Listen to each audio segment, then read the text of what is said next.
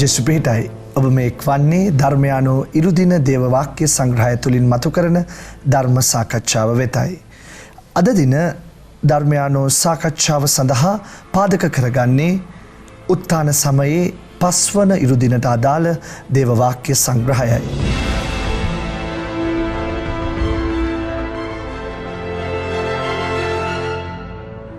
අද දින මෙම දේව වාක්‍ය සංග්‍රහයේ මතු කරන පණිවිඩය අප වෙත බෙදා ගන්නට අප හා අප මැදිරියට පැමිණ සිටිනවා ගරු ඇල්වින් පීටර් ප්‍රනාන්දු පූජා ප්‍රසාදීන් වහන්සේ.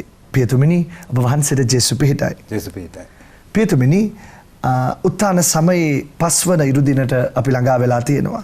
මේ උත්ථාන සමයේ පස්වන ඉරුදින තුල අපට සාකච්ඡා කරන මේ දේව වාක්‍ය සංග්‍රහය ඇතුලේ අපට මතු කරලා දක්වන ප්‍රධාන තේමාව පිළිබඳව ඔබ වහන්සේ මුලින්ම අවධානය දුන්නොත් රණොක් ශුද්ධෝත්තම පියාණන් ශුද්ධ වූ සභාව කෙරෙහි යම් සිහිනයක් දකිනවා. ඒ තමයි උන්වහන්සේ කියන්නේ ශුද්ධ වූ සභාව මිලිටරි හොස්පිටල් එකක් බවට පත්විය යුතුයි කියලා. කියන්නේ යුද හමුදා ඉස්පිරිතාලයක්. ඒ කියන්නේ ඒකේ විශේෂත්වය මේකයි. සාමාන්‍ය ඉස්පිරිතාල වගේ නෙමෙයි. යුද හමුදා රෝහලක් කියලා කියද්දී යුද්ධය නිසා තුවාල වූ අය හැම වෙලේම එතනට ගෙනෙන්න ලබනවා. එතන හැම කෙනෙක්ම යම් විදියකින් හවුල් වෙලායි සිටින්නේ.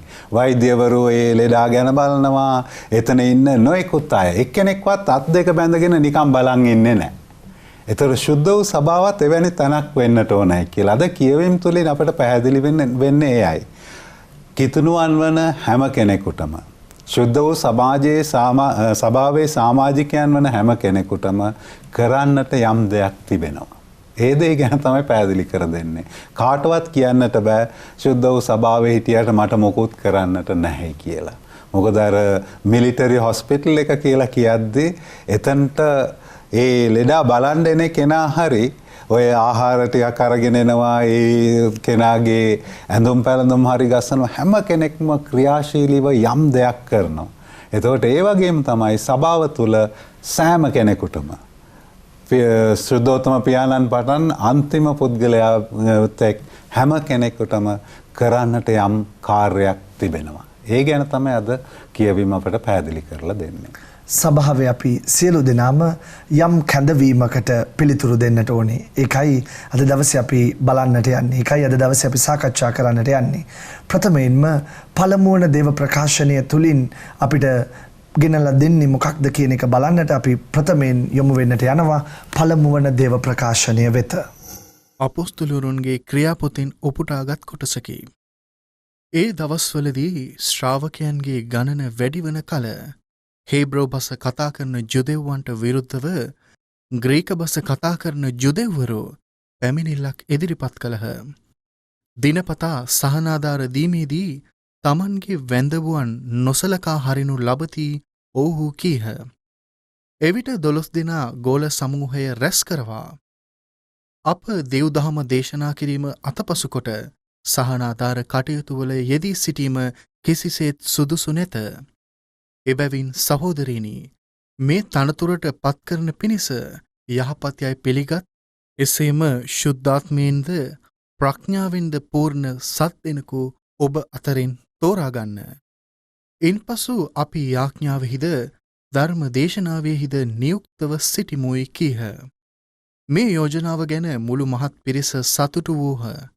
එවිට ඔවුහු ඇදහිල්ලෙන් හා ශුද්ධාත්මයන්ගෙන් පූර්ණ මිනිසකු වන ස්තේපන්ද, ඔහු සමග පිලිප්ද, ප්‍රොකොරස්ද, නිකනෝර්ද, තීමොන්ද, පර්මේනස්ද, ජුදෙව් ආගමට හැරුණු අන්තියෝකියේ නිකොලොස්ද තෝරාගත්හ. ඔවුහු මේ අය ප්‍රේරිතයන් වෙත ඉදිරිපත් කළහ. ප්‍රේරිතයන් යාඥා කොට ඔවුන් මත අත්තැබූහ. තවද දෙවියන් වහන්සේගේ වචනය පැතිරී ගියේය. ජෙරුසලමේ ශ්‍රාවකයන්ගේ ගණන බොහෝසේ වැඩි විය.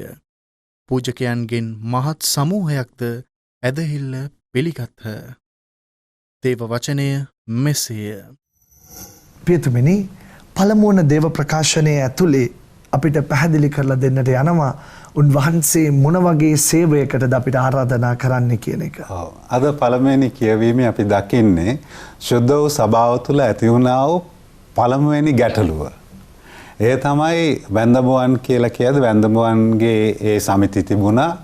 එතන ජුදෙව්වන්. එතකොට ජුදෙව් වැන්දඹුවන් අතර වර්ග දෙකක් හිටියා. එක කොටසක් හෙබ්‍රේය භාෂාව කතා කරපු අය, අනිත් අය ග්‍රීක භාෂාව කතා කරපු අය. එතකොට ග්‍රීක භාෂාව කතා කරපු වැන්දඹුවන් කියා සිටිනවා අප අතර ප්‍රශ්නයක් තිබෙනවා.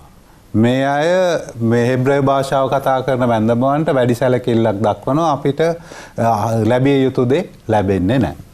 එතකොට මෙතනදී තමයි අපොස්තුලවරු තම සංඝය එකතු කරලා. එතකොට මේ රැස්වීම සියල්ල අපට ඉතාමත් වැදගත් වන්නේ ඒ නිසායි. ඒ අය මුලින්ම ඒ සහනාධාර ප්‍රශ්නය ගැන නෙමෙයි අවධානය යොමු කරන්නේ. ඒ අය අපොස්තුලවරු හැටියට තමන්ගේ වගකීම මොනවද කියන එක තේරුම් ගන්නවා. එයයි කියනවා අපි දේව වචනය ප්‍රකාශ කරන්නට දෙවියන් වහන්සේ විසින් පත් කරන ලද පිරිස.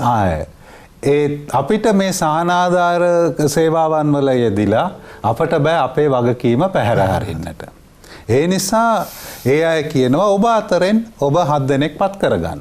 එතකොට අර ග්‍රීක නම් තිබෙන ඒ තේවාචාර්යවරුන් 7 දෙනෙක් පත් කරගන්නවා. එතන අපි දකින තවත් දෙයක් තමයි මේ තේවාචාර්යින් නැත්නම් ගියන් පත් කළාට ඒ අය අනුමත කරන්නේ මුළු සංඝය සහ ඒ අපොස්තුලවරු. ඒ අය තෝරාපත් කරගන්නවා. එතකොට ඒ විදියට තමයි ඒ ප්‍රශ්න निराකරණය කරන්නේ. දැන් අද වුණත් අපේ ශුද්ධ සභාව තුළ අපිට නොයෙකුත් විදියෙන් හවුල් වන්නට පුළුවන්. හැම දෙයක්ම පියතුමාම කරන්නට අවශ්‍ය නැහැ. ගායනා කරන එක වෙන කවුරු හරි කරන්නට පුළුවන්. සානාධාර කටයුතු. ඒ වුණාට එතුමන්ගේ යටතේ සිද්ධ වන්නේ. ඒ වුණාට එතුමන්ගේ මූලික වගකීම වන්නේ දේව වචනය ප්‍රකාශ කිරීම. අද අපි ප්‍රායෝගික බැලුවොත් ඒකේ අනිත් පැත්ත තමයි වෙන්නේ. එතකොට හුඟක් වෙලාවට පියතුමන්ලාට දේශනාවට සූදානම් වෙන්නටවත් කාලයක් නැහැ. මොකද නොයෙකුත් වැඩවල රාජකාරිවල යෙදিলাයි සිටින්නේ. ඒ නිසා මේක ඉතාමත් වැදගත්. මේ මුල් කිතුණු සභාව තුළ අපි දකින දේ තමයි අපොස්තුලවරු තමන්ගේ වගකීම හඳුනා ගන්නවා. තමන් කළ යුතු දේ මොනවද කියන එක තේරුම් ගන්නවා. අනිත් දේවල් අන් අයට බෙදා දෙනවා. ඒක ඉතාමත් වැදගත්. ඒ නීතිය අදටත් බලංගුයි. ඒ නිසා තමයි අද අපේ ශුද්ධෝත්තම පියාණන් නිතර කියා සිටින්නේ ඒකයි. ගිහියන් පූජකවරු කරන්නට එපා. ගිහි අයට ඒ අයගේ සහභාගීත්වය දෙන්නට ඉඩ හරින්න. ඒ අයගේ කැඳවීමට අනුව ඒ අයට ඒ සහභාගීත්වය දෙන්නට පුළුවන්. ඒ වගේම තමයි අමසෝන් ඒ ප්‍රදේශයේදී ඉන්න ඒ අය ගැන කතා කරද්දී ශුද්ධෝත්තම පියාණන් කියා සිටියේ කාන්තාවන් ශුද්ධ වූ සභාවේ බහුතරයක් සිටිනවා. ඒ අයගේ සේවාවන් පිළිගන්න. ඒ අයට අවශ්‍ය නායකත්වය දරන්නට ඉඩ ලබා දෙන්නට කියලා කියා සිටින්නේ. ඒ නිසා ශුද්ධ වූ සභාව තුළ හැම කෙනෙකුටම යම් විදියකින් හවුල් වන්නට පුළුවන්. මොකද සානාධාර කටයුතු පවා ශුද්ධ වූ සභාවේ කොටසක්. එය ඉතාමත් වැදගත්. පියතුමනි මේ වචනේ ඇතුලේ පැහැදිලි කරලා දුන්නා අපිට ශුද්ධාත්මානුභාවය තියෙන පිරිසක්ව තමයි උන්වහන්සේ තෝරගත්තේ කියලා. ඒ තෝරා ගැනීමේ තියෙන විශේෂත්වය මොකක්ද කියලා වහන්සේ පැහැදිලි කරා. ඒ නිසා තමයි ගිහි නායකයන් කියලා කියද්දිත් ඔය හැම කෙනෙකුටම ඒක ලබා දෙන්නට බෑ. එතන කාරණා දෙක තුනක් අඩංගු වෙනවා. පළවෙනි එක මුළු සංඝයම ඒ අය තුළ ඒ නායකයන් තුළ දකින්නට ඕනේ ශුද්ධාත්මානුභාවය, ශුද්ධවන්තකම. ඒ අයගේ සැබෑ කිතුණුවන් හැටියට ජීවත් වනවයි කියන එක දකින්නට ඕනේ. ඊට පස්සේ ඒ අයව සභා නායකත්වය පිළිගන්නට ඕනේ. ඒ තුලින් තමයි. ඒ නිසා නායකත්වයේ දරණ අය Tamanට ඕන දේවල් කරගන්න අය නෙමෙයි. ඒ සංඝය විසින් පිළිගනු ලැබූ ආදර්ශමත් පුද්ගලයන් බවට පත්වන්නට ඕන. ඒකත් ඉතාමත් වැදගත්. පියතුමනි මේ කොටස ඇතුලේ තියෙනවා තව කොටසක් ප්‍රේරිතයන් යාඥා කොට ඔවුන් මත අත තැබූහ කියලා. සභාව ඇතුලේ මේ අත තබා යාඥා කිරීම පිළිබඳව අපි සාකච්ඡා කරනවා. ඔව්. සභාව ඇතුලේ දැන් ඒක ඇවිල්ලා සම්ප්‍රදායානුකූලව අපි දකින දෙයක් අපොස්තුලවරු ප්‍රේරිතවරු ශුද්ධාත්මයන්න් වහන්සේ ලබා දෙන්නට ඒ අය කලේ හිස් මත අත තැබීම. ඒක ඇවිල්ලා සම්ප්‍රදායානුකූලව සිද්ධ වෙන දෙයක්. ඒ නිසා තමයි රදගුරුතුමන් අපෝස්තලවරුන්ගෙන් පැවතෙන අය සෑම අවස්ථාවකදීම විශේෂයෙන් පූජකවරේ දානය කරද්දී අබුර්ධාලේපේ දානය කරද්දී ඒ අය අත තබා යාඥා කරමින් ශුද්ධාත්මානුභාවය ලබා දෙන එක. පීතුමිනි එතකොට මෙතන ඉඳලා තමයි ඇත්තෙම මේ වචනය දෙසීම පැතිර ගියා කියලා කියන්නේ. ඒ පිළිබඳව ඔබ වහන්සේ අපිට දෙන අදහස මොකක්ද? ඇත්තෙන්ම මේ අයව තෝරාපත් කර ගැනීමත් සමගද උන්වහන්සේගේ දහම මේ ප්‍රචාරය වුණයි කියලා කියන්නේ? නෑ, ඒ කියන්නේ ඒකයි. දැන් අපෝස්තලවරුන්ගේ විශේෂිත වූ කාර්යය වන්නේ දේව වචනය ප්‍රකාශ කිරීම. ඒ වගේම සහනාධාරය මේ ශුද්ධ වූ සභාවේ අමතර කොටසක් නෙවෙයි. එය ශුද්ධ වූ සභාවේ අංගය. තවත් කොටසක්. දැන් ඒ නිසා තමයි අපේ ශුද්ධෝත්තම පියාණන් ලස්සනට කියා සිටින්නේ අපි කිතුණුවන් හැටියට ශ්‍රාවකයන් පමණක් නොවේ. අපි කිතුණුවන් හැටියට ධර්මදූත සේවාව කරන අය පමණක් නොවේ. We are not disciples, we are not missionaries. අපි හැම කෙනෙක්ම ධර්මදූතික ශ්‍රාවකයන්. මේ දෙකම අවශ්‍යයි. ධර්මදූතික ශ්‍රාවකයන් කියලා කියද්දී ශ්‍රාවකයන් ක්‍රිස්තුස් වහන්සේත් සමග රැඳෙන අය, ධර්මදූතයන් ජනතාව සමග රැඳෙන අය. අපි හැම කෙනෙක්ම ධර්මදූතික ශ්‍රාවකයන් කියලා කියද්දී ස්වාමින් වහන්සේට ලං වී ජනතාව අතරට යන අය. ඒකයි වැදගත්. ඒ නිසා මේ දෙකම වැදගත්. දේශනා කිරීමත් වැදගත්, සහනාධාරයත් වැදගත්. දැන් සහනාධාරය කියලා කිව්වම මේ අවශ්‍ය දේවල් ලබා ගන්නවා කියන එක නෙමෙයි. ඒ අයට සහාය වන සමාජයේ තියෙන ගැටලු වලට පිහිටවීම. මේ සෑම දෙයක්ම අපේ වගකීමක්, හිතනු වගකීමක් කියන එක අපිට අමතක කරන්නට බෑ. සභාව ඇතුලේ අපේ කැඳවීම කොයි වගේද කියන එකයි අපි මේ බලාගෙන යන්නේ. සභාව ඇතුලේ අපි කොයි වගේ සේවයක්ද දෙන්නට ඕනේ කියන එකයි අපි මේ බලාගෙන යන්නේ. ඉතින් මම හිතනවා සුවිශේෂක වාක්‍ය සුදු සුවිශේෂය ඇතුලේ මේ දේ තවත් ගැඹුරට අපිව රැගෙන ආවි. එසේනම් ගරු පියතුමිනි ඔබ වහන්සේට තම ගෞරවයෙන් ආරාධනා කරනවා සුදු සුවිශේෂ වාක්‍ය අපි වෙත ඉදිරිපත් කරන්නට. සුවිශේෂක ජොහන්තුමාගේ ශුද්ධ වූ සුවිශේෂයෙන් උපුටාගත් කොටසකි. දෙවියන් වහන්සේ අදාහගන්න මාද අදාහගන්න. මාගේ පියාණන් වහන්සේගේ නිවාසයේහි වාසය කිරීමට ඉඩ පහසු තැන් බොහෝ ඇත. එසේ නොවේ නම් ඒ බව මම ඔබට නොකියම්ද. ඔබට ස්ථානයක් සූදානම් කරන පිණිස යමි.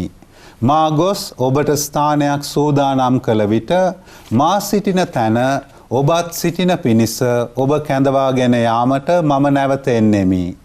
මා යන ස්ථානයට මාර්ගය ඔබ දන්නහු යයි වදාළසේක. තෝමස් කතා කොට ස්වාමීනි ඔබ කොතැනට වඩිනසේක් දැයි අපි නොදනිමු. එසේනම් මාර්ගය දැනගන්නේ කෙසේදැයි ඇසීය. ජේසුස් වහන්සේ පිළිතුරු දෙමින් මාර්ගයද සත්‍යයද ජීවනයද මම වෙමි. මා මගින් මිස කිසිවෙක් පියාණන් වහන්සේ වෙත නොපැමිණෙන්නෝය. ඔබ මා හඳුනන්නහු නම් මාගේ පියාණන් වහන්සේත් හඳුනන්නහුය. මෙතැන් පටන් ඔබ උන්වහන්සේ හඳුනන්නහුය. උන්වහන්සේ දැක ඇතැයි වදාළසේක. පිලිප් කතා කොට ස්වාමීනි පියාණන් වහන්සේ අපට පෙන්වා වදාළ මැනව. ඒ අපට හොඳටම ඇතැයි උන්වහන්සේට කීය. ජේසුස් වහන්සේ පිළිතුරු දෙමින් පිලිප් මෙපමණ කලක් මා ඔබ සමග විසූ නොමුදු තවමත් ඔබ මා හඳුනන්නේ නැද්ද? මා දුටු තැනැත්තේ පියාණන් වහන්සේ දුටුවේය. එසේනම් පියාණන් වහන්සේ අපට පෙන්වා වදාළ මැනවයි ඔබ කියන්නේ කෙසේද? මා පියාණන් වහන්සේ තුලද පියාණන් වහන්සේ මා තුලද සිටින බව ඔබ විශ්වාස නොකරන්නේහිද?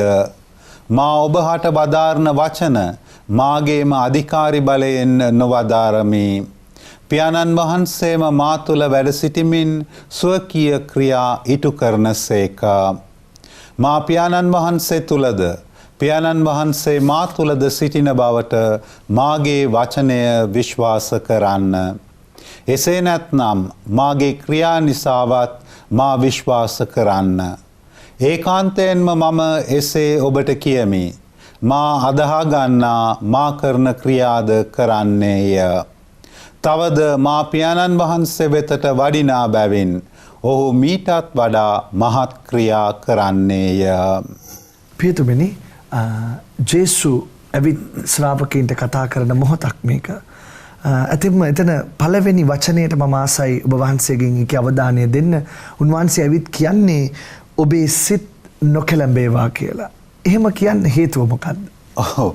එතනදී අපි දකින දෙයක් තමයි දැන් ජෝහන්තුමාගේ සුවිශේෂයේ ඒ ශ්‍රාවකයන් තාම ජේසුස් වහන්සේව තේරුම් අරගෙන නැහැ.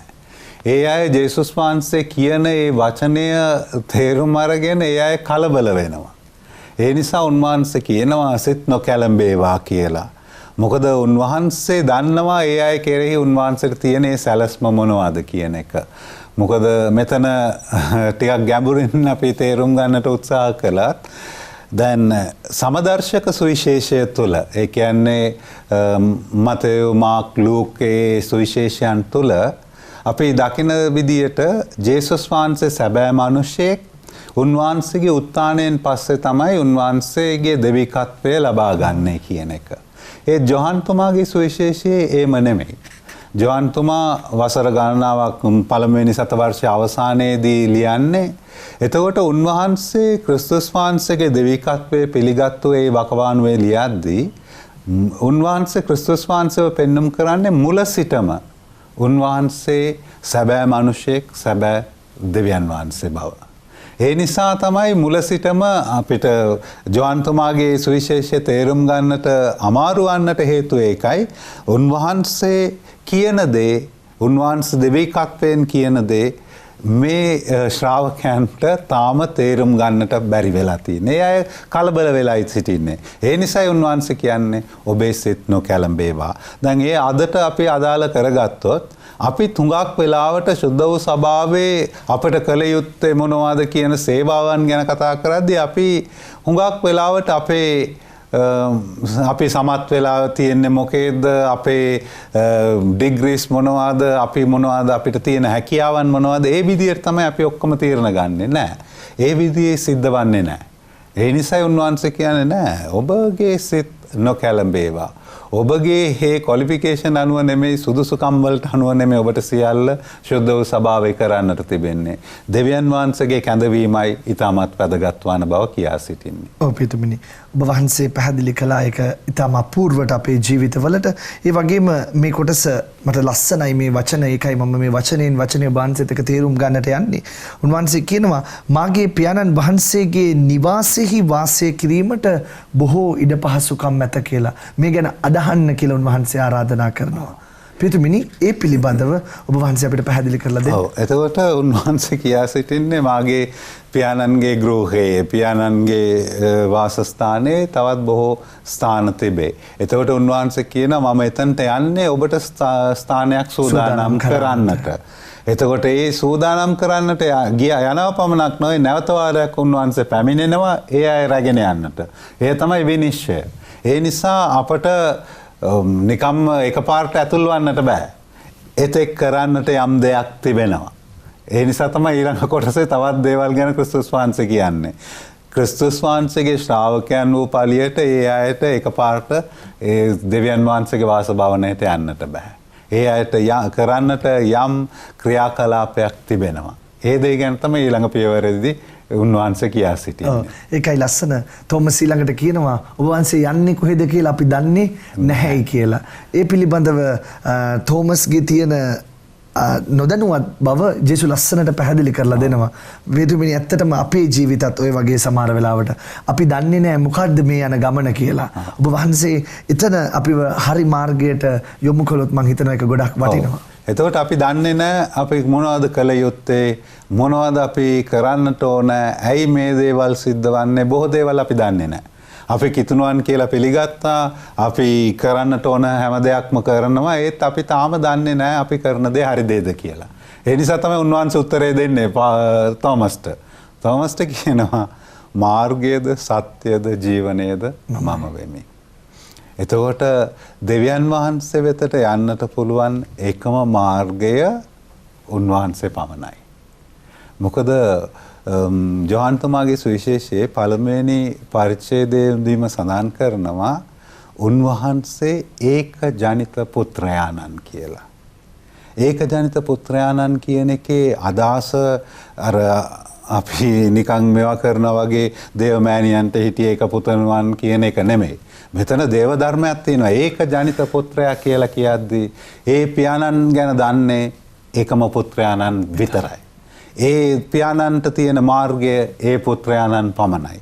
ඒ නිසායි ආරම්භයේදීම ජෝහන්තුමා සඳහන් කරන්නේ මේ වාක්‍යානෝ ඒක ජනිත පුත්‍රයාණන් බව. ඒ නිසා උන්වහන්සේ තමයි එකම මාර්ගය. දැන් හුඟක් වෙලාවට අපි අන්‍ය ආගමික සංවාදවලට එම යනවා. දැන් සාමාන්‍යයෙන් අහන ප්‍රශ්නයක් තමයි ඇයි මේ සංවාදයට යන්නේ? එතකොට මේ සංවාදයේ යෙදෙන්නට පුළුවන් කාටද? ක්‍රිස්තුස් වහන්සේ තමයි අපගේ එකම ගැලවුම්කාරයාණන් එකම මාර්ගය කියන එක පිළිගන්න අයට පමණයි. පියතුමිනි මම ඔබ වහන්සේට බාධාවක් කරනවා. ඒක වටිනවා මං හිතන්නේ. පියතුමිනි ගොඩක් අපි මේ විශේෂයෙන් අපි වගේ බහුසංස්කෘතික සමාජයක අපි කතා වෙන දෙයක් තමයි හැම ආගමකම කියන්නේ එකයි. මේක නේද මේ ඔක්කොමලා කියන්නේ එක දෙයක් නේද කියලා අපේ ආගමත් ඒ තැනට වට ගන්න හදනවා. සමහරවිට අපේ ආගමේම ඉන්න අය ඒ තැනට වැටෙනවා. ඒ පිළිබඳව ඔබ ඒක තමයි තියෙන වැරදි මතය. පැහැදිලිවම. මොකද මේ සංවාදයට යන්නට පුළුවන් ඒ පුද්ගලයාගේ සුදුසුකම තමයි ක්‍රිස්තුස් වහන්සේව එකම ගැලවුම්කාරයාණන් එකම මාර්ගය කියන පිළිගන්න එක. මොකද අපි සංවාදයේ යෙදෙන්නේ හැම කෙනෙක්ම පිළිගන්නට හැම ආගමක්ම සමානයි කියලා කියන්නට නෙමෙයි. අපේ විශ්වාසය මේකයි කියලා අන් අය දැනුවත් කිරීමටයි. ඒ නිසා අපිට බෑ අපේ ස්ථාවරයෙන් පැත්තකට යන්නට. අපේ ස්ථාවරය ඒකයි. ක්‍රිස්තුස් වහන්සේ තමයි එකම ගැලවුම් කරුවාණන්, උන්වහන්සේ තමයි එකම මාර්ගය. අනිත් අය ඒක පිළිගන්න එක නොපිළිගන්න එක අපේ වැඩක් නෙවෙයි. ඒත් අපේ ස්ථාවරය ඒකයි. ඒකයි අපි අන් අය දැනුවත් කරන්නට ඕන. ඇත්තටම මේ වචනයට තවත් ගැඹුරක් තියෙනවා. මාර්ගය විතරක් නෙමෙයි උන්වහන්සේ කියනවා සත්‍ය මමයි කියලා. ඇත්තටම පියතුමිනි අපි ගොඩ වෙලාවට ඇත්ත කියලා කියන දෙයට වඩා සත්‍යයට ඊට වඩා ගැඹුරක් තියෙනවා. ඔබ වහන්සේ පිළිබඳව පැහැදිලි කරන්න. එතකොට සත්‍ය කියන්නේ මොනවද? සත්‍ය කියන්නේ කවුරුද? ජේසුස් වහන්සේ පමණයි. උන්වහන්සේ තමයි සත්‍ය ගැලවුම් කරුවාණන්. ගැලවීම ලබන්නේ කොහොමද කියන එක පෙන්눔 කරන්නේ උන්වහන්සේ පමණයි. එතකොට උන්වහන්සේ මාර්ගය පමණක් නෙවෙයි සත්‍යයත් උන්වහන්සේමයි. එතකොට අපේ ජීවිතය තුළ සත්‍ය කියලා කියද්දී ඒ හැම දෙයක්ම ඇත්ත කියන එක ක්‍රිස්තුස් වහන්සේගේ මාර්ගය වන්නට ඕන, ක්‍රිස්තුස් වහන්සේගේ ජීවනය වන්නට ඕන, උන්වහන්සේගේ ඒ පණිවුඩය වන්නට ඕන. ඒක තමයි උන්වහන්සේ තමයි සත්‍යය. අපිට වෙන සත්‍යයක් නැහැ. එතකොට උන්වහන්සේ අපව ගලවා ගත්තා, උන්වහන්සේ අපව පියාණන් වහන්සේ වෙත ගෙන යනවා, අපට වාසභවනයක් උන්වහන්සේ සූදානම් කරනවා. මේ සියල්ල ඇතුළත් වන්නේ අර සත්‍යතාවයට. පියතුමිනි ඔතනම පැහැදිලි වෙන තව දෙයක් තමයි ජීවනයත් උන්වහන්සේ කියනවා. මොකක්ද සැබෑ ජීවනය කියලා කියන්නේ? ඔව් එතකොට ජෝහන්තුමාගේ සුවිශේෂයට අනුව සදාතන ජීවිතය දැන් අපේ තියෙන වැරදි වැටහීමක් තමයි සදාතන ජීවිතය අපිට ලැබෙන්නේ මරණයෙන් පසුව කියලා නැහැ. සදාතන ජීවනය කියලා කියන්නේ මොනවද? ක්‍රිස්තුස් වහන්සේව පිළි අරගෙන උන්වහන්සේව හඳුනාගෙන ජීවත් වීමයි. එතකොට ඒ සදාතනික ජීවිතය ආරම්භ වන්නේ අපේ මරණයෙන් පස්සේ නෙවෙයි. මේ ලෝකයේ තුල අපි උන්වහන්සේ විශ්වාසයෙන් යුතුව පිළිගන්නවා නම් උන්වහන්සේ තමයි අපගේ ජීවිතය. ඒ නිසා තමයි ජෝහන්තුමාගේ සුවිශේෂයේ සඳහන් වන්නේ ක්‍රිස්තුස් වහන්සේ කියනවා මා පැමිණියේ ඒ අය ජීවනය ලබන පිණිස, ජීවනයේ සපුරා ලබන පිණිස. ඒ නිසා උන්වහන්සේ තුල තමයි අපේ ජීවිතේ තියෙන්නේ. අපි ජීවත් විය යුත්තේ කෙසේද? උන්වහන්සේ වෙතටයි අපි හැරෙන්නට ඕන. එතකොට උන්වහන්සේ අපගේ මාර්ගය, සත්‍යය, ජීවිතය. ඒ නිසා අපි හැම වෙලේම උන්වහන්සේ ජීවත් වූ ආකාරයට තමයි ජීවත් වන්නට අවශ්‍යයි. පියතුමිනි අපි ගොඩක් වෙලාවට කතා කරන දෙයක් තමයි මේ ශුද්ධ වූ ත්‍රිත්වයේ මින් එකම තරන් වහන්සේ කියලා. මං හිතනවා උන්වහන්සේ පැහැදිලි කරලා දෙන මේ කරුණේ ඒ දේ ගැඹුරින් තියෙනවා කියලා. මොකක්ද උන්වහන්සේ කියන්නේ? මාව දැක්කනම් ඔබ පියාණන් වහන්සේවත් දකින්නමයි කියලා. ඇත්තෙන්ම මේ තුල තියෙන දේව ධාර්මික පදනම ඔබ වහන්සේ පැහැදිලි කළොත්. දැන් year of mercy කරුණාවේ වසරේදී ශුද්ධෝත්තම පියාණන් අපිට ලබා දුන්නු ඒ ලිපිය තමයි Misericordiae Vultus. right? කරුණාවේ මුහුණ කියලා කියන්නට පුළුවන්. කරුණාවේ අභිමුව. එතකොට එතන ආරම්භයේදීම උන්වහන්සේ කියන දේ තමයි ශුද්ධෝත්තම පියාණන් කියනවා දෙවියන් වහන්සේගේ කරුණාවේ වත මණ්ඩලය නැත්නම් මුහුණ ජේසුස් වහන්සේ බව. මොකද ජේසුස් වහන්සේ මේ ලෝකයට ආපු කාලයේදී තිබුණා වූ ඒ ආගමික පසුබිම. දෙවියන් වහන්සේ කියන්නේ කවුද, ආගම කියන්නේ මොනවද කියන එක අපි තේරුම් ගන්නට ඕන. මොකද දස පනත ජේසුස් වහන්සේගේ කාලේ වෙද්දී පනත් 613ක් බවට පරිවර්තන වෙලා තිබුණේ. එතකොට මේ පනත් දන්නේ කවුද? පරිසවරු විතරයි. එතකොට ආගම දහම කියලා කියන්නේ මොනවද? ඒ පනත් නිසා ඒ ජනතාව බයෙන් මිරිකිලයි ජීවත් වුණේ. මොකද හැම වෙලේම මොනවා කරන්න ගියත් පරිසවරු ඇවිල්ලා කියන ඔබ මේ පනත කඩ කරයි කියලා. එතකොට ඒ අය දෙවියන් වහන්සේව දැක්කේ දඬුවම් කරන දෙවියන් වහන්සේ හැටියට. ඒ අය දෙවියන් වහන්සේ ඉදිරියට ගියේ බයෙන්. ඒ නිසා තමයි ක්‍රිස්තුස් වහන්සේ ඇවිල්ලා කියන නෑ දෙවියන් වහන්සේ විනිශ්චයකාරයෙක් නොවේ. උන්වහන්සේ පියාණන් වහන්සේ. මොකද පැරණි ගිවිසුමේ කොහෙවත් කවුරුවත් දෙවියන් වහන්සේව පියාණන් වහන්සේ හැටියට පෙන්වම් කරන්නේ නැහැ. ක්‍රිස්තුස් වහන්සේ තමයි ඇවිල්ලා අර තාත්තා කෙනෙක් වගේ ඔබට ආදරය කරන දෙවියන් වහන්සේ කියලා කියන්නේ. එතකොට ජේසුස් වහන්සේගේ ක්‍රියාකලාපය තුළින් උන්වහන්සේ දෙවියන් වහන්සේගේ ප්‍රේමයයි ලෝකයට පෙන්වම් කළේ.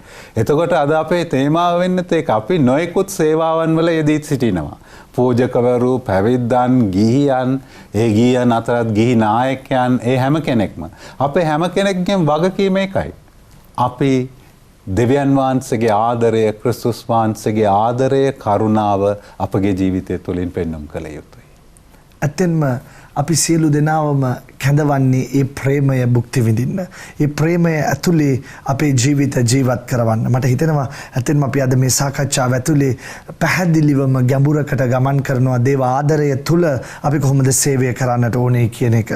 අපි බලමු තවදුරටත් උන්වහන්සේ අපිට අපේ මේ සාකච්ඡාව තවත් සාර්ථක කරවන්නට දෙවන දේව ප්‍රකාශනයේ ඇතුළේ උන්වහන්සේ අපිට පැහැදිලි කරන්නට යන්නේ කුමක්ද කියලා අපි බලන්නට යන්නේ අද දවසට නියමිත දෙවන දේව ප්‍රකාශනයයි. දෙවන දේව ප්‍රකාශනය ශුද්ධ වූ පේදුරුතුමන් විසින් ලියන ලද පළමුවන හසුනෙන් ගත් කොටසකි. මිනිසුන් විසින් ප්‍රතික්ෂේප කරනු ලැබුවත් දෙවියන් වහන්සේ විසින් තෝරාගනු ලැබූ අනර්ග ජීවමාන ගලක් වැනි උන්වහන්සේ වෙත පැමිණෙන්න. ආත්මික ගෘහයක් ගොඩනගන ලෙස ඔබ ජීවමාන ගල්මෙන් උන්වහන්සේ වෙත පැමිණ එහි ක්‍රිස්තුස් වහන්සේ මගින් දෙවියන් වහන්සේට ප්‍රසන්න ආත්මික පූජා පුද කරන පිණිස ශුද්ධ පූජක පිරිසක් වන්න. එබැවින් බලන්න තෝරාගත් ඉතා අනගී කොනේ ප්‍රධාන ගලක් සියෝන්හි තබමි. උන්වහන්සේ අදහා ගන්නා ලජ්ජාවට නොපැමිණෙන්නේ යයි ශුද්ධ ලියවිල්ලෙහි කියා ඇත. එබැවින් ඒ ගලෙහි වටිනාකමක් ඇත්තේ අදහන ඔබ උදෙසාය. එහෙත් අදහා නොගත් අයටද ගෙවල් සාදන්නේ ප්‍රතික්ෂේප කළ ගලම කොනේ ප්‍රධාන ගල වී ඇත. තවද එය පැකිලි වැටෙන පිණිස ගලක්ද බාධා වන පිණිස පර්වතයක්ද වී ඇත.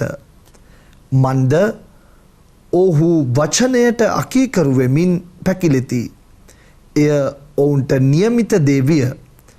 එහින් අන්ධකාරයෙන් ස්වකීය විස්මපත් ආලෝකයට ඔබ කැඳවාගත් තැනන් වහන්සේගේ මහිමාන්විත ක්‍රියා දන්වනු පිණිස ඔබ වනාහි තෝරාගත් වංශයක්ද රාජකීය පූජක පෙළක්ද ශුද්ධ ජාතියක්ද දෙවියන් වහන්සේ සතු සෙනගක්ද වන්නහුය. පියතුමිනි, ඇත්තෙන්ම අපි මේ වචනය ගොඩක් අපිට ළඟ වචනයක් කොනේ ගල මුල් ගල වුණයි කියන එක, ප්‍රතික්ෂේප වෙච්ච ගලම මුල් ගල වුණයි කියන එක මේ තුල මොකක්ද පියතුමිනි පැහැදිලි කරන්නේ? ඔව්, අපිට සිද්ධ වෙනවා ජුදා සාම්ප්‍රදායික ඒ ගොඩනැගිලි තැනීම ගැන යම් අවබෝධයක් ඇති කරගන්න. පැහැදිලිවම දැන් ගයක් හදද්දී අද නම් අඩිතාලමක් තියද්දී මුදුන් ගලා අපි එක තැනක තිබ්බට ගේ හදන්නේ වෙන තැනක. ඒ වුණාට ඒ කාලේ ඒව නෙමෙයි. මුලින්ම ගයක් හදන්නට ඉස්සෙල්ලා එයලා ප්‍රධාන කොනේ ගලක් හොයා ගන්නවා. මොකද ඒ ගලේ ශක්තියට අනුව තමයි සම්පූර්ණ ගේ රැඳෙන්නේ. එතකොට ඒ ගේ හදලා කොනේ ගල අපි අහක් කළොත් සම්පූර්ණයෙන්ම ගේ කඩන් වැටෙනවා. එතකොට දැන් ක්‍රිස්තුස් වහන්සේ එවැනි ප්‍රධාන කොනේ ගලක්. එතකොට ගේ ආකෘතිය, ගේදර ෂේප් එක ඔක්කොම ඒක චතුරාශ්‍රයක්ද රවුමක්ද කියන එක ඔක්කොම රඳා පවතින්නේ ඒ මුදුන් ගල, ඒ කොනේ ගලේ. එතකොට ඒ අනුව තමයි. එතකොට පෙදුරුතුමා කියා සිටිනවා ක්‍රිස්තුස් වහන්සේ තමයි මේ කොනේ ගල. එතකොට අපි ඒ ගොඩනැගිල්ලේ ජීවමාන ගල්, මැරිච්ච ගල් නෙමෙයි. ජීවමාන වූ ගල්. අපි හැම කෙනෙක්ම ඒ කොනේ ගලට සම්බන්ධ වී අපට තියෙන ඒ සේවාවන් ඉෂ්ට කරන අය. එතකොට අනිත් අය ප්‍රතික්ෂේප කළාට භක්තිවන්තයන් විශ්වාසිකයන්ට ඒ කොනේ ගල ක්‍රිස්තුස් වහන්සේ තමන් ශුද්ධ වූ සභාව ගොඩනගන්නේ තමන් ක්‍රිස්තුස් වහන්සේත් සමග යාවි. තමන්ට ඕන දේ කරමින් නෙමෙයි. ඒ සියලු දේ උන්වහන්සේ මතයි රඳා පවතින්නේ කියන එක. පිතුමිනි, ඇත්තෙන්ම අපි ගොඩ වෙලාවට මේ අපේ ධර්මය, අපේ මේ ආගම පවතින්නේ ඇදහිල්ල තුල. ඒකයි මට හිතෙන්නේ මෙතන පේදුරුතුමා කියන්නේ ඔබ ඇදහැව්වොත් ඔබට පුළුවන් මේක ජීවත් කරවන්න කියලා. පිතුමිනි, ඇත්තෙන්ම ඇදහිල්ල කියන දේ ඔබ වහන්සේ අපිට තවදුරටත් පැහැදිලි කළොත්. දැන් ඇදහිල්ල කියන එක, විශ්වාසය කියන එක අපි නොයෙකුත් විදියෙන් තේරුම් ගන්නවා. දැන් විශේෂයෙන් අපි ඇදහිල්ල කියලා කියද්දී අපි හිතන දෙයක් තමයි ඒක වැරදි මතයක්. අපි දිව්‍ය පූජාවට සහභාගී වන්නට ඕන, පල්ලියට යන්නට ඕන. ඒ විශ්වාසය නෙමෙයි. ඒ අපගේ විශ්වාසය හෙළිදැක්වීම. එතකොට විශ්වාසය කියන්නේ ජීවිතයක්. විශ්වාසය කියලා කියන්නේ මොනවද? ඒකට අර්ථකථනයක් දෙනවට වඩා හොඳයි උදාහරණ කිහිපයක් ගන්නට. දැන් අපි දැකලා තියෙනවා පාරේ යනකොට පොඩි ළමයි කවදාවත් තම දෙමව්පියන් එක්ක නෙමෙයි යන්නේ. එක්කෝ ඉස්සරහින් යනවා නැත්නම් පස්සෙන් එන්නේ. වැඩි කාල වේලාවක් යන්න ඉස්සෙල්ලා බල්ලෙක්ව දැක්කොත් ඉවරයි. ඇවිල්ලා අම්මගේ නැත්නම් තාත්තගේ අතෙන් හරි කකුලෙන් හරි අල්ල ගන්නවා. එතනින් නතර වෙන්නේ නැහැ.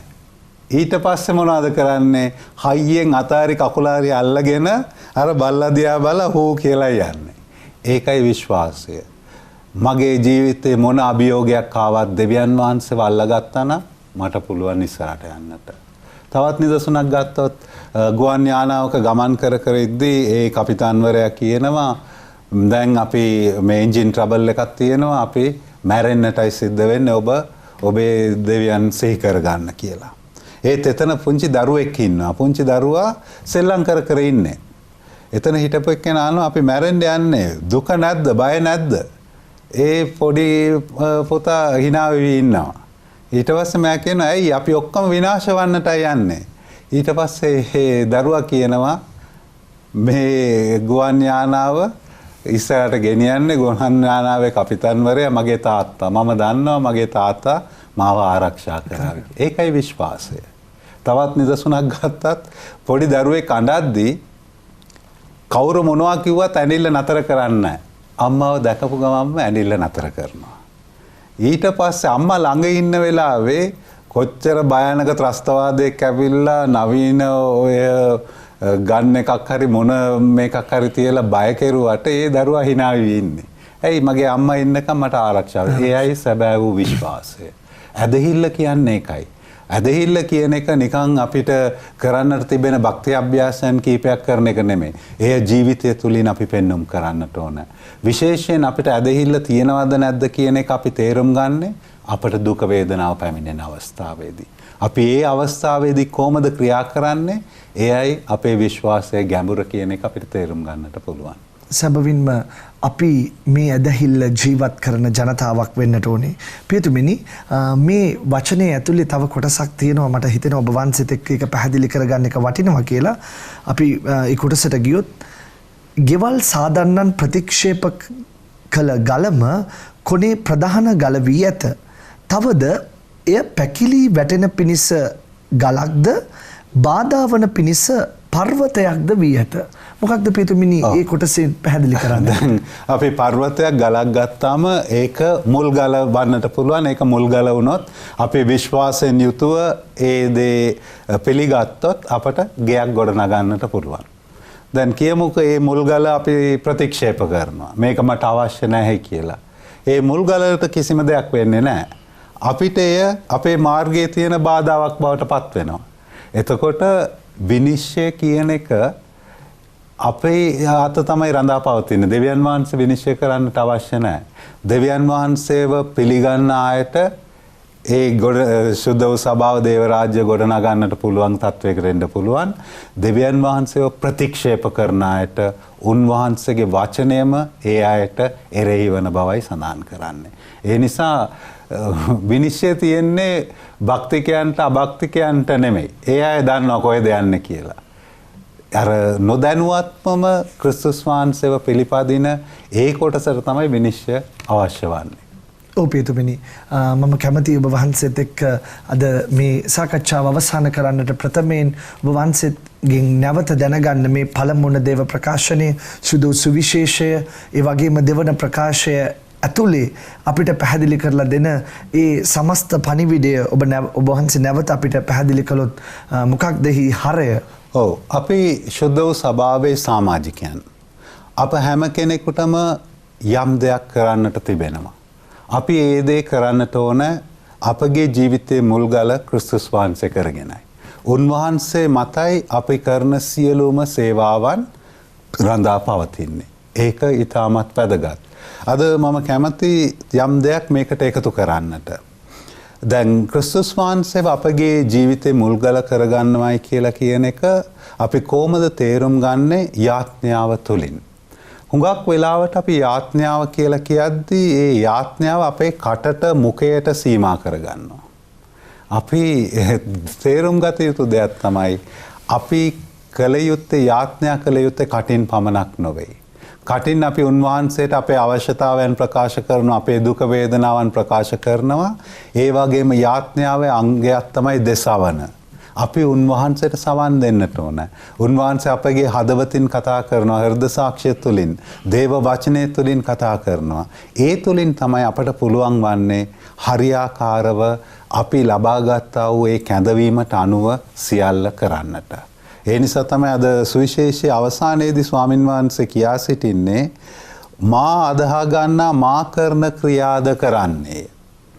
එතකොට මෙතනත් අපි හුඟක් වෙලාවට හිතන්නේ යේසුස් වහන්සේ කරපු ක්‍රියාවන් කියලා ප්‍රාතිහාර්යයන් ගැන නෙමෙයි. උන්වහන්සේ මරණය දක්වා දෙවියන් වහන්සේට විශ්වාසවන්තව සිටියා. මරණය දක්වා කීකරුණා. ඒකයි උන්වහන්සේ කළේ. අපි කොහොමද දන්නේ? මාක්තුමාගේ සුවිශේෂය හැම වෙලේම උන්වහන්සේ ප්‍රාතිහාර්යයක් කරද්දී ක්‍රිස්තුස් වහන්සේ කියනවා අනිත් අයට ඔබ මේ ගැන කාටවත් කියන්නට එපයි කියලා. ඒකට හේතුව උන්වහන්සේ මෙසියස්තුමාණන් කියන එක ප්‍රාතිහාර්ය තුලින් නොවේ. දුක් විඳීම මරණය උත්ථානය තුලින් ප්‍රකාශ විය යුතුයි. ඒ විතරක් නෙමෙයි උන්වහන්සේ කියනවා තවද මා පියාණන් වහන්සේ වෙතට වඩින බැවින් ඔහු මීටත් වඩා මහත් ක්‍රියා කරන්නේ. ඒතකොට ජේසුස් වහන්සේ තුල අපි ක්‍රියා කරනවා නම් ජේසුස් වහන්සේ මෙන් උන්වහන්සේටත් වඩා වැඩි දෙයක් කරන්නට උන්වහන්සේ අපට ඒ බලය දෙනවා. ඒතකොට මේ හැම එකම අපේ සේවාවන් සුද්ධ වූ සභාවේ වර්ධනය රඳා පවතින්නේ අපි ක්‍රිස්තුස් වහන්සේව අපගේ ජීවිතේ මුල් කරගත්තොත් පමණයි.